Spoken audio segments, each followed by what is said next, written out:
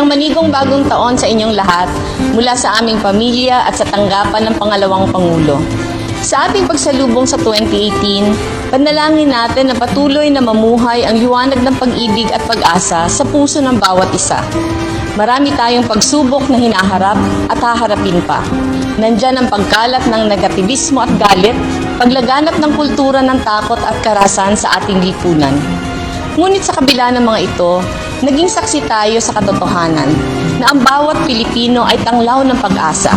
Sa bawat komunidad na ating pinuntahan at sa bawat pamilya na ating nakasalamuha, nakita natin ang kabutihan at habag ng bawat isa para sa ating kapwa.